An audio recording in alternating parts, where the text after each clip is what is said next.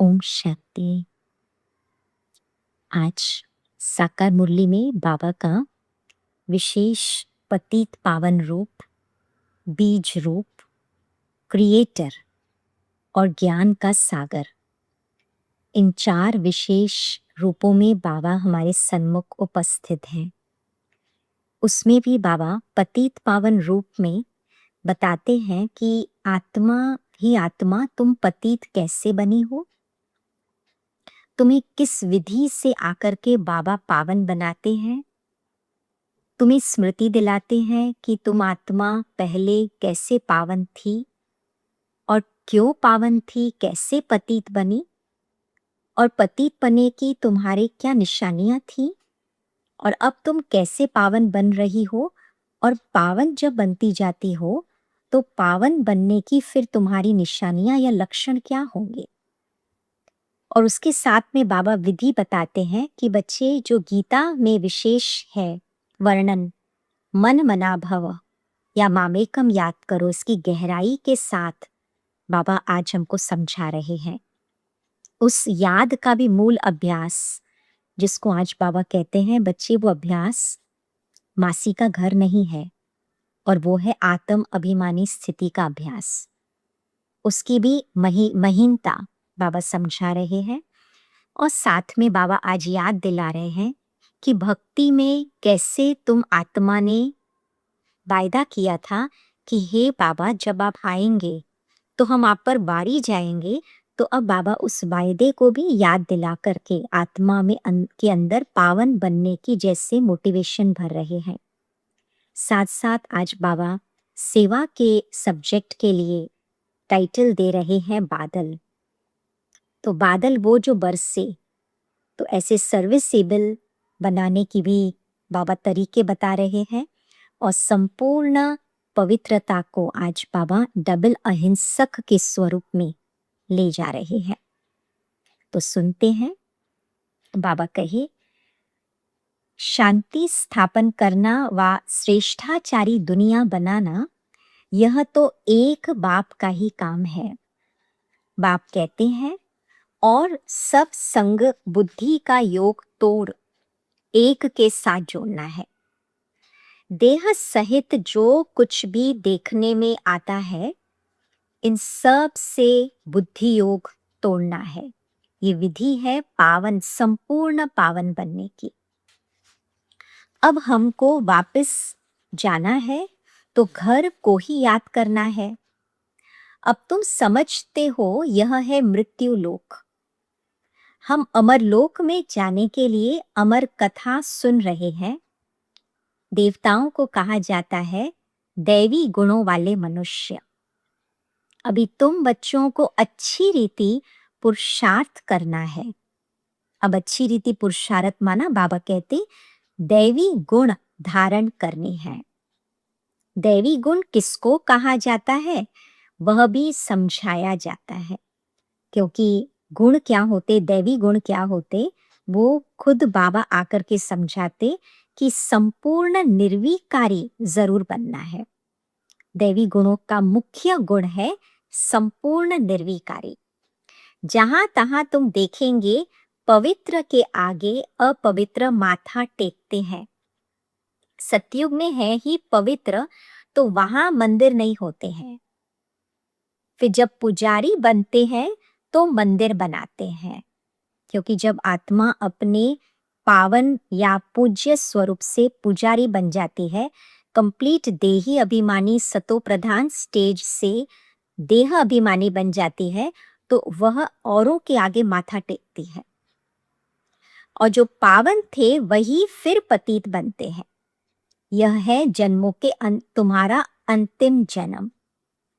बाबा कहते हैं इस पुरानी दुनिया को, पुरानी शरीर को भी भूलना है।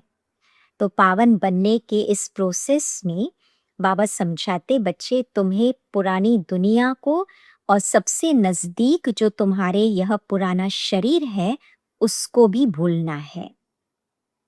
इस पुरानी दुनिया को अब खत्म होना है। इससे खत्म होने में देरी नहीं लगेगी। ये पुरानी दुनिया, धन दौलत, मिल्कियत, माल सब गए की गए। थोड़े बाकी रोज हैं। दुनिया में थोड़ी किसको पता है कि ये पुरानी दुनिया खत्म हो जाएगी। तुम सुनाते हो परंतु विश्वास भी बैठे ना, तो इस बात पर हमें संपूर्ण विश्वास पहले अपने आप को बिठाना है कि ये पुरानी दुनिया है, पुराने शरीर है और ये सब खलास हो जाना है और अब समय है आत्मा को वापस संपूर्ण निर्विकारी बनकर घर जाने का। तो रोज कुछ समय निकाल करके बार बार अपने आप को ये समय का महत्व और मुझे कहाँ जाना है वो लक्ष्य अंदर पक्का करने से आत्मा अंदर ही अंदर जैसे पावन बनती जाती है। अब बाप तुम बच्चों को कहते हैं अपने को आत्मा समझ, मुझ बाप को याद करो। बच्चे जानते हैं बेहद का बाप हमको राजयोग सिखाते हैं। अब तुम बच्चों को आत्म अभिमानी बनना है, इसमें ही मेहनत है, इसी बात में मेहनत है। तो हमारा मेजॉरिटी टाइम पुरुषार्थ का जो होता है, दिन भर में हमारा लक्ष्य, हमारा अटेंशन, हमारा ध्यान इस एक ही बात पर बार बार जाए। बार बार अपने आप को चाहे आत्मा की ड्रिल कराएं। फिर उसमें भी आज बाबा क्या कहते कि बच्चे यह मेहनत मासी का घर नहीं है। मना इतना इजी नहीं है जितना हम समझते हैं। यह अवस्था पक्की तब हो, बाबा हिंट दे रहे हैं कि जब पहले यह निश्चय हो कि परम पिता परमात्मा हमको पढ़ाते हैं। ये मुख्य अभ्यास जो सबसे जरूरी है, जिसमें ही मेहनत है। और ये अवस्था भी पक्की तब होगी आत्मस्थिति की, जब निश्चय हो कि परम पिता परमात्मा हमको पढ़ाते हैं। शिव बाबा आते ही है इस शरीर द्वारा पढ़ाने, और पढ़ाना मना बाबा का हमको आत्म अभिमानी बनाना। हम भी शरीर द्वारा सुनते हैं, धारण करते हैं। इसमें निश्चय, क्योंकि इस बात में निश्चय, इस बात में स्थित होकर के बाबा से सुनने की विधि से आत्मा अपने आत्मिक स्वरूप में स्थित होती जाती है। कर्म इंद्रियों के साथ जो उसका अटैचमेंट है, कर्म इंद्रियों के साथ जो उसका लगाव है, वो छूटता जाता है। क्योंकि सुनते समय कौन सुना रहा है? निराकार बाबा, और मैं आत्मा इन कर्म इंद्रियों द्वारा सुन रही हूं। संस्कारों अनुसार ही एक शरीर छोड़ दूसरा आत्मा धारण करती है। अब बाप के संस्कारों का भी तुमको मालूम पड़ा है। संगम युग एक ही है जिसमें भगवान के संस्कार पिता के रूप में हमें समझ में आते हैं। क्या संस्कार? निराकार बेहद के बाप में क्या संस्कार है? वह मनुष्य सृष्टि का बीज रूप है। अब ये बीज रूप के संस्कार माना क्या? संपूर्ण सृष्टि के रचता और रचना के आदि मध्य अंत का ज्ञान, रचना का ज्ञान बाबा में है, विस्तार का ज्ञान है। लेकिन साथ साथ बाबा उतना ही विस्तार का ज्ञान होते हुए, विस्तार का क्रिएटर होते हुए, बाबा सार रूप में, बिंदु रूप में, बीज रूप में, जैसे बीज में संपूर्ण झाड़ समाया हुआ रहता है। और ये संस्कार बाबा हमें क्यों अपने दिखा रहा है कि हे आत्मा, हे मेरी बच्ची संतान आत्मा, तुमको भी इस प्रकार से, तुम्हारा भी एक संपूर्ण वृक्ष के समान विस्तार है। अनेक जन्मों का, इस जन्म में भी तुम्हारे अनेक रोल्स का विस्तार है। तो तुम्हें उस विस्तार के साथ साथ तुम्हें बाबा बीज रूप के समान उनके संस्कारों को जानते हुए तुम्हें भी अपने सार रूप, मास्टर बीज रूप आत्मिक स्थिति में रहने का अभ्यास करना है, वो संस्कार तुम्हें अपने में डालने हैं। पतित पावन है और यही बीज रूप के संस्कार आत्मा के पतित पने को समाप्त करता। तो मास्टर बीज रूप बन करके इस ज्ञान को बुद्धि में रख करके मास्टर ज्ञान सागर बन करके मैं आत्मा जैसे अपने आप को ही पावन बना रही हूँ, और जो आत्मा स्वयं पावन बनती है वही रोल प्ले कर सकती है औरों को पतित से पावन बनाने का। तो ये 3 मुख्य संस्कार, बीज रूप, पतित पावन, ज्ञान का सागर, वही आकर पावन बनाएंगे। तो बाप कहते हैं माम एकम याद करो तो तुम्हारे जन्म जन्मांतर के विकर्म विनाश होंगे। और जब तक विस्तार से आत्मा सार में नहीं स्थित होती है तब तक वो बिंदु रूप आत्मा नहीं बन पाती, तब तक वो बाप को मामे कम नहीं याद कर सकते। दादी प्रकाशमणि जी का महीना चल रहा है।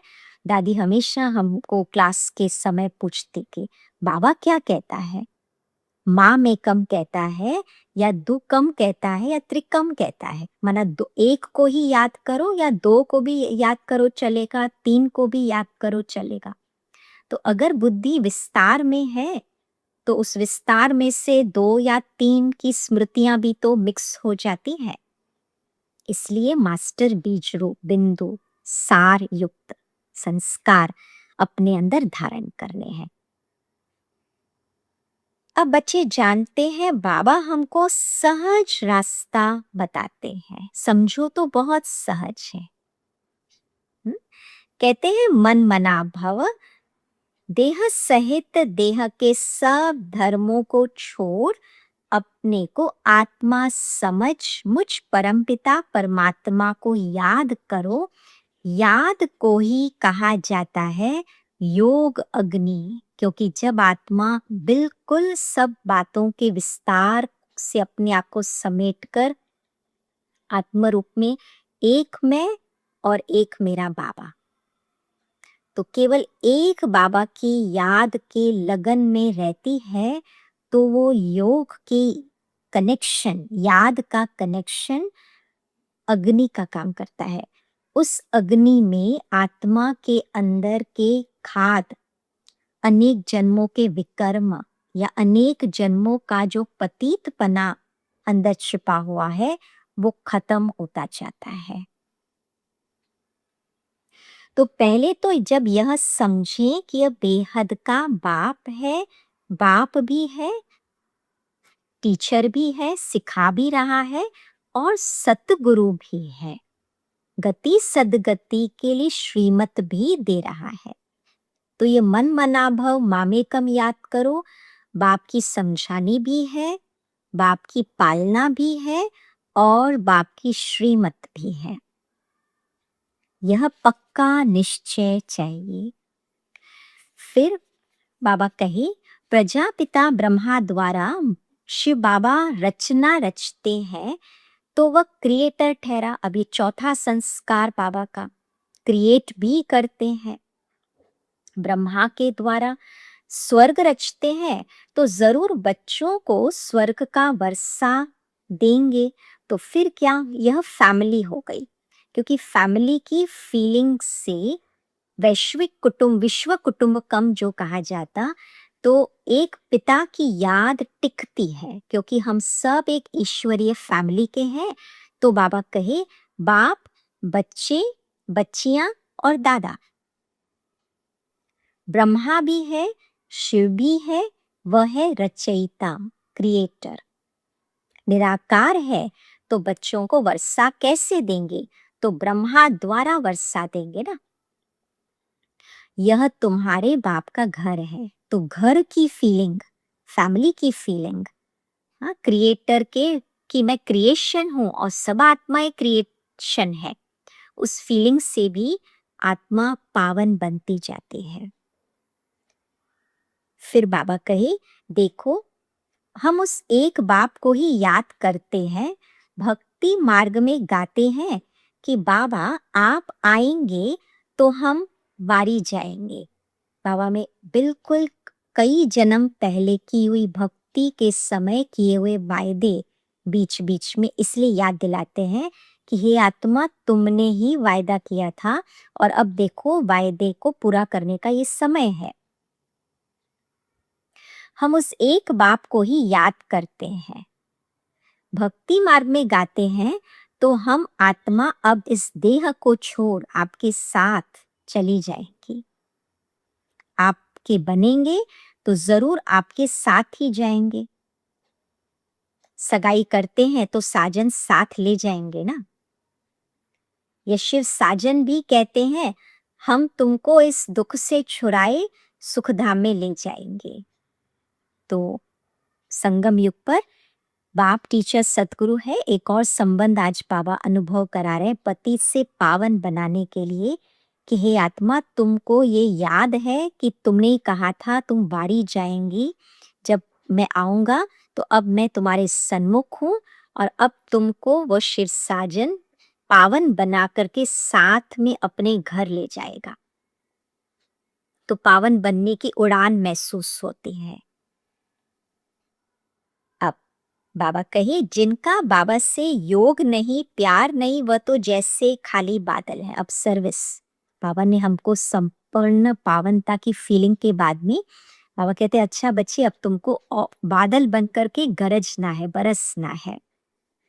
यह तो जानते हैं, हर एक खुद को समझ सकते हैं हम कहाँ तक पड़े हुए हैं, सर्विस करते हैं।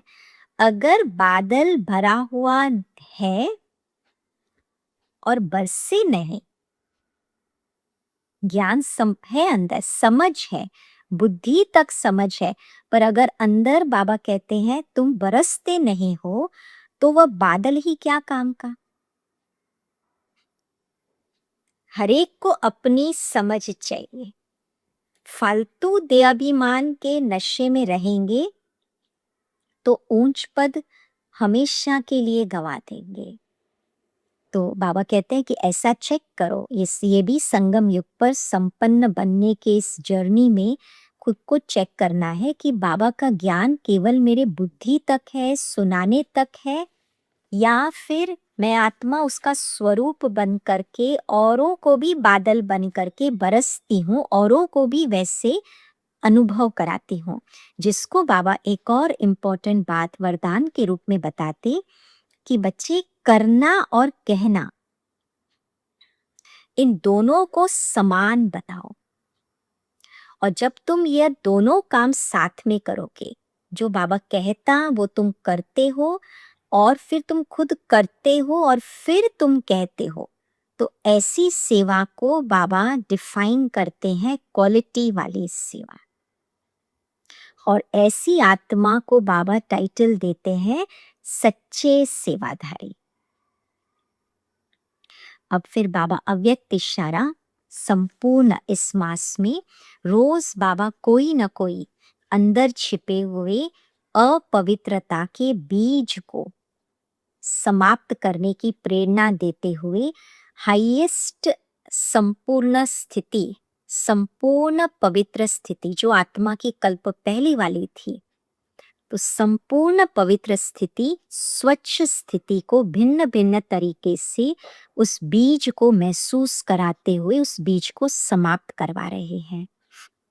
आज बाबा कहे, जब अपवित्रता अर्थात काम महाशत्रु स्वप्न में भी वार न करे, संकल्प में भी वार न करे, तब कहेंगे डबल अहिंसक। सदा भाई भाई की स्मृति सहज स्मृति में रहे, स्वतः स्मृति में रहे।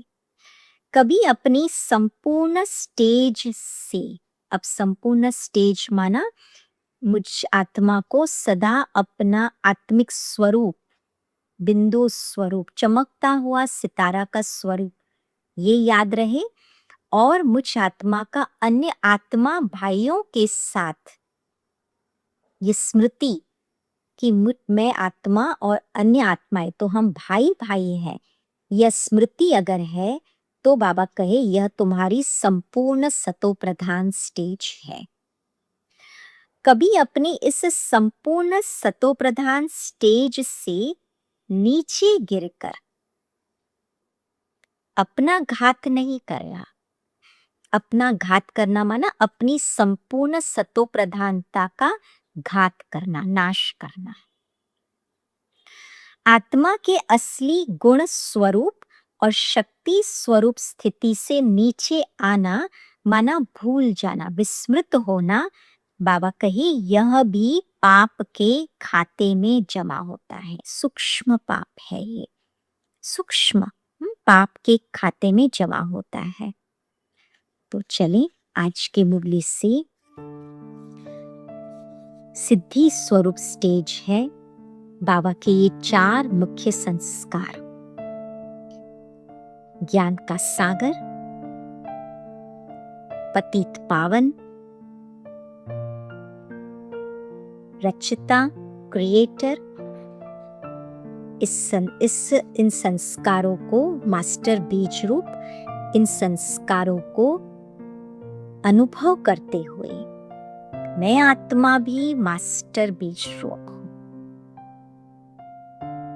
हूँ ही मास्टर बीज रूप। सदा अपने बिंदु सार युक्त स्थिति में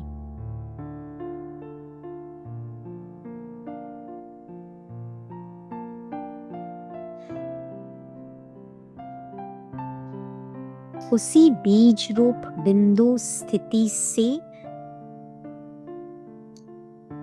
निमित्त मात्र किसी विस्तार में जाती हूं। अपनी रूहानियत की शक्ति, अपनी रूहानियत की सुगंध फैलाती हूं बाबा के साथ।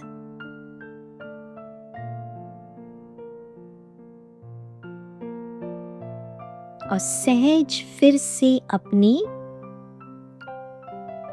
मास्टर बीज रूप सार युक्त चमकते हुए बिंदु स्वरूप में स्थित हो जाते।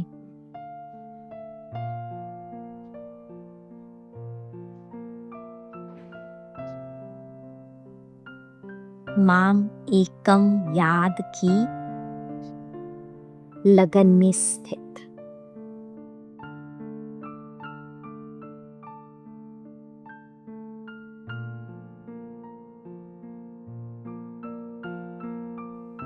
इसी को बाबा दूसरे शब्दों में कहता,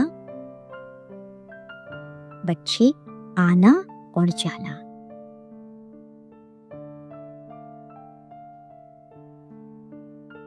ओम शांति। Thank you Baba.